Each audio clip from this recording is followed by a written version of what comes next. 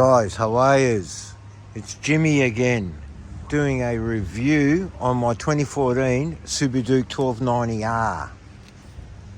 It's a 2014 model. We've got well over 57,000 Ks. This bike is one of my pride and joys. I do love this motorcycle very, very much. It's the beginning of the tree in the first gen in the KTM Super Duke. Not much I can say about its performance that hasn't been said before. This motorcycle is unbelievable to ride. Totally unbelievable to ride. I did take the 22 model for a ride. I came close to selling this for the 22 model, but I just couldn't. After riding the 2014, the 2015, I just can't come to terms to sell this motorcycle. I just absolutely love it. V-twin, brakes on the front. Modifications that I have for this motorcycle is K&N air filter. The computer system's been flashed. The SAS is off. I've got a rock wheeler system on it now, which has improved its performance slightly. I would say the plugs with the SAS off, the performance air filter on it, and the flash in the computer, I do find that the plugs do foul up a little bit.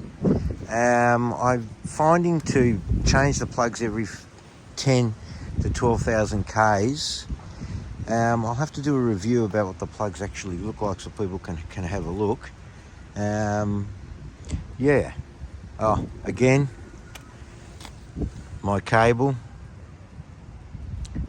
for the Venturi heated vest, which is a must for all motorcyclists who ride in the winter. Standard gearing.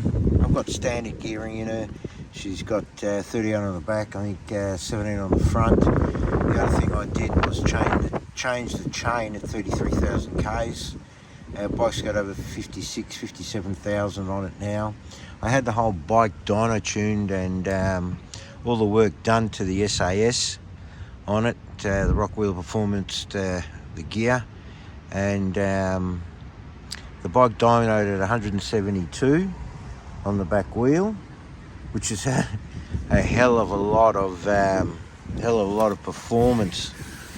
A hell of a lot of performance for a motorcycle that weighs this much. Also, I got a sticker kit for it, Akapovic, ready to race. Got a sticker kit for the front,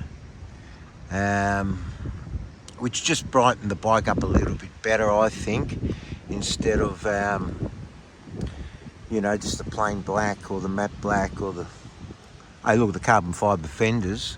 If you put, they look a lot better than the sticker kit, but expensive. Very, very expensive. Everything's very expensive for this motorcycle. I took the original mirrors off because I find them vibrating to the hell.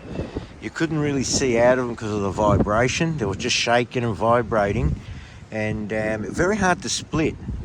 Look, I do a lot of spirited riding, and I found it very hard to split between traffic with the standard mirrors on it because of the height of the bike.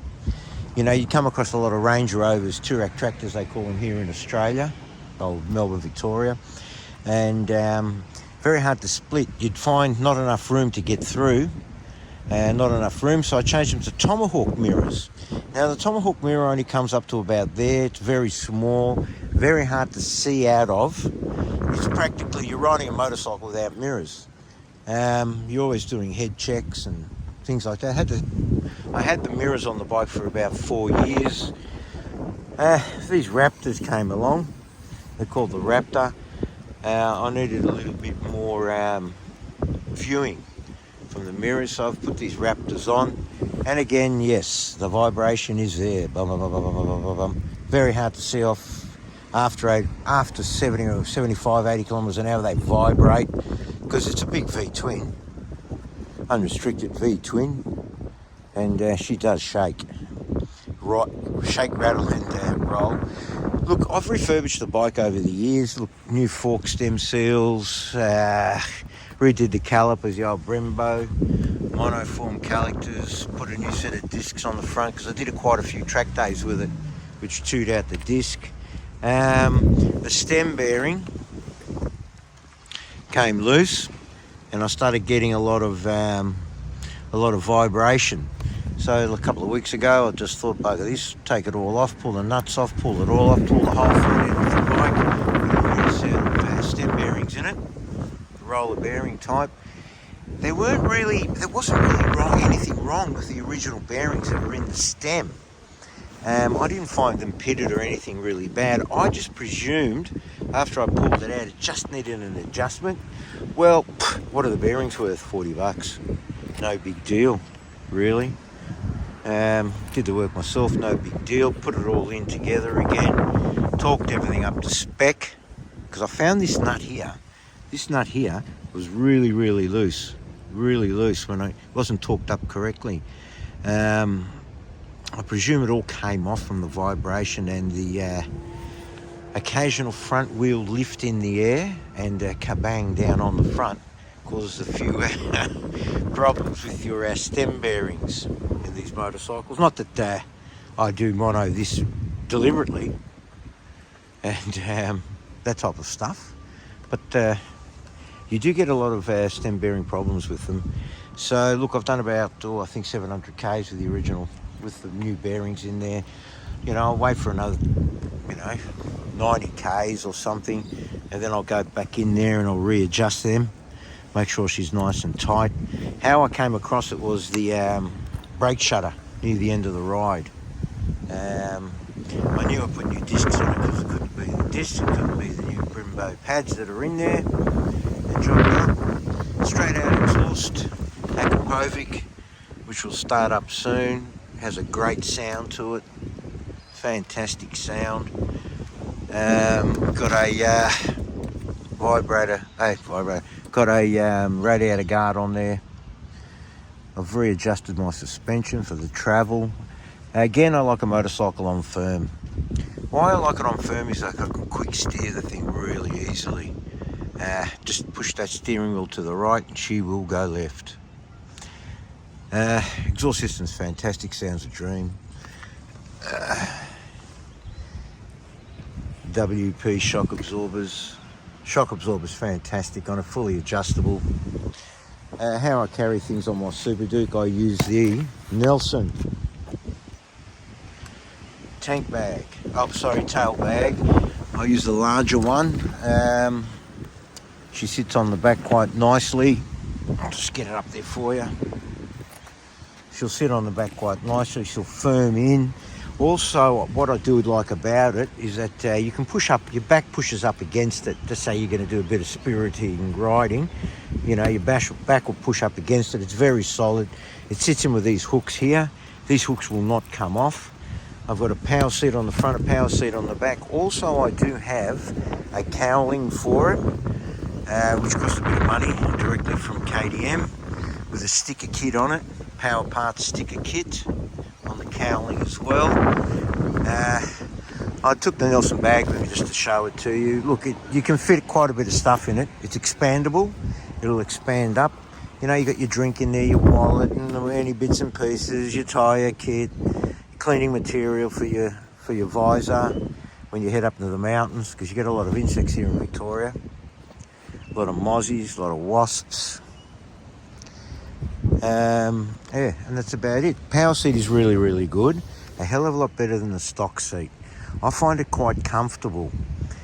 On a long haul, well, look, the motorcycle's not designed for a long haul. I have done 2 hours straight on it. I find the seat quite comfortable. I wouldn't want to be on there for more than 2 hours without a break. Not like the old FJR. But yeah, anyway, let's get it started. I've put my quad lock there with the vibration dampener on there. If you do buy a quad lock for your motorcycle, guys, look up the reviews. You will require a vibrating dampener. Without a vibrating dampener, you will lose the camera in your phone. I'm not too sure about Galaxy or the other telephones that are out there, but I can tell you for a fact now, you will lose the camera in your phone if you have an iPhone. Especially on a motorcycle like this, because when I start it, you'll see how much he vibrates. My next project on the bike, I've got to get in there and have a look at those head stem seals. Not the head stem, the valves. The valves need looking at. I'm going to be coming up to changing the plugs again, so when I do that, I'll get in there and check those valves. You probably can hear there is a problem with them when we get it started. You hear the old foot pump ticking over. There's your dash. There she is. You've got your warning lights will stay on, amber, and your traction control lights will stay on until you start to move. I do have, the dash is kind of faded here. See, it's gone snowy around the sides of it, which I should have put a dash protector on, but that may have been due to water, because I bought this bike, it was in winter 5 years ago, and I rode it through every single storm. I just wanted to ride it. So I think a lot of water got into here. Also, I have a problem with the LEDs. It's faded the top of the headlight there. The only thing with KTM, they should have put in a stronger globe. Then getting a stronger globe in, you'll probably fade that even more, and you have to recondition it. Short, strong levers, hydraulic clutch. You can barely know you touched the clutch. Barely know you've touched it. Also, I have installed a Heeltech quick shifter. Now, the Heeltech quick shifter, you can't hear it over the bike. Get one. Get a Heeltech quick shifter. It works on an app on your phone. You can adjust it.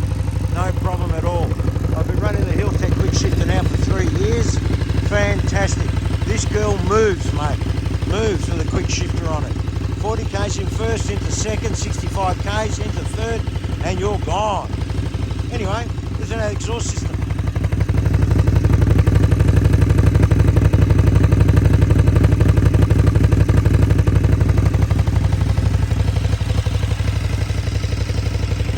Those rattles.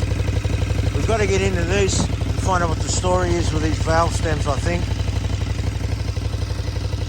Give her a bit of a rev for you.